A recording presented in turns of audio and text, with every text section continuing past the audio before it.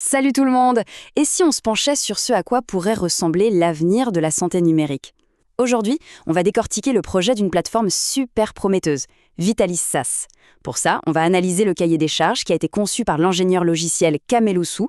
L'idée, c'est de vraiment comprendre sa vision et l'architecture qu'il a imaginée. Bon, la mission, elle est affichée d'entrée de jeu. Et elle est ambitieuse. Il ne s'agit pas juste de numériser quelques processus existants. Non, non. L'idée, c'est de repenser de A à Z la manière dont les professionnels de santé et les patients interagissent. C'est vraiment ça le cœur du réacteur de Vitalis. Alors, voilà ce qu'on va parcourir ensemble dans les prochaines minutes.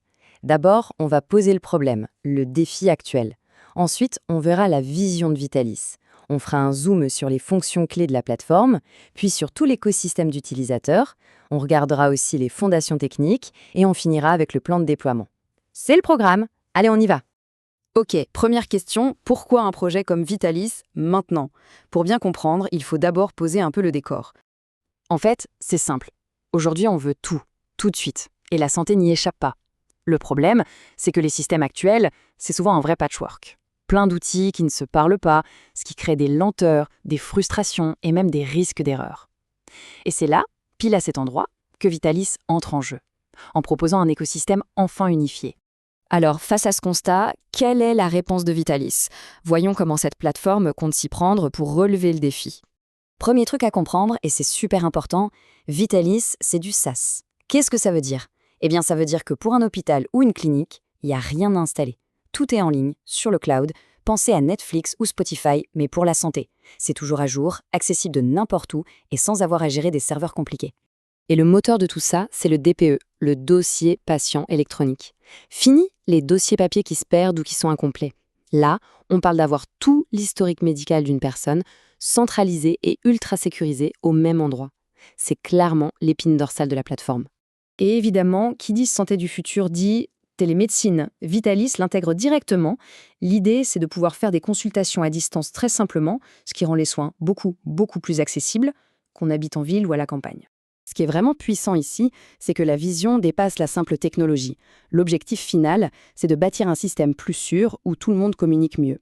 Et surtout, de remettre le patient au centre du jeu en lui donnant les clés pour qu'il devienne vraiment acteur de sa propre santé.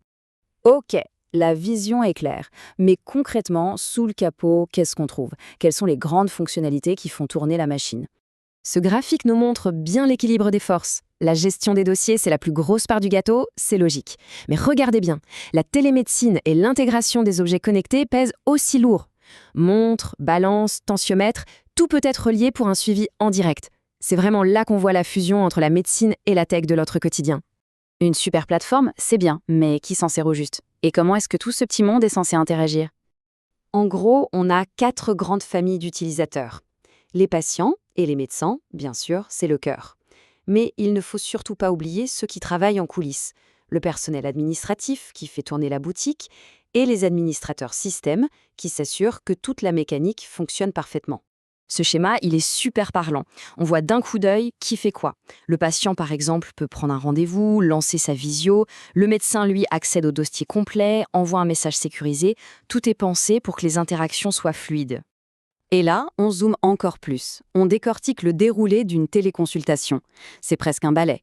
Le patient se connecte, le système alerte le médecin, la consultation démarre, le médecin peut consulter le dossier en direct tout en parlant, il rédige son rapport et il clôture la session.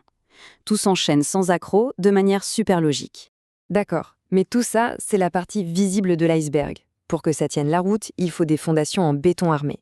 On parle ici de sécurité, de performance, de fiabilité. C'est ce qui fait la différence entre un simple projet et un outil professionnel digne de confiance. Et dans la santé, le mot le plus important, c'est confiance. Les données médicales sont ultra sensibles. Donc le projet Vitalis a été pensé dès le départ pour être conforme aux lois les plus strictes du monde, comme le RGPD en Europe ou HIPAA aux États-Unis. C'est simple, c'est non négociable.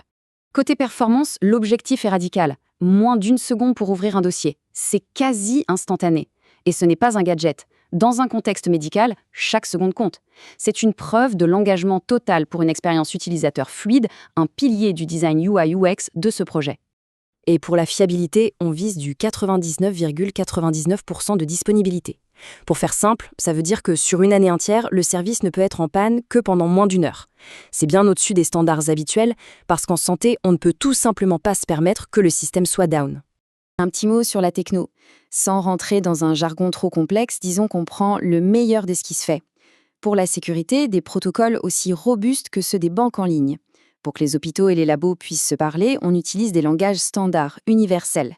Et pour l'interface, on s'appuie sur des technologies modernes, comme React ou Angular, pour que ce soit rapide, intuitif et agréable à utiliser. Un super projet sur le papier, c'est une chose. Mais comment on le transforme en réalité? C'est quoi le plan de match? Eh bien, tout est découpé en 6 grandes étapes très claires. On commence par la conception détaillée, le design UI/UX, puis on construit le moteur, ensuite la carrosserie. Après ça, une grosse phase de test pour tout vérifier. Vient le lancement pilote avec les premiers utilisateurs, et enfin la maintenance et l'évolution en continu. C'est une feuille de route qui semble solide et réaliste. En conclusion, ce qu'on retient de ce document, c'est que Vitalis SaaS n'est pas juste un logiciel de plus. C'est vraiment un projet stratégique qui cherche à poser les fondations d'un système de santé plus connecté, plus intelligent et au final fondamentalement plus humain. Et ça nous laisse avec une question assez fascinante.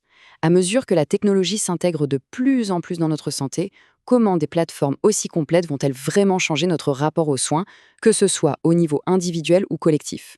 Le potentiel est immense et je pense que la discussion ne fait que commencer.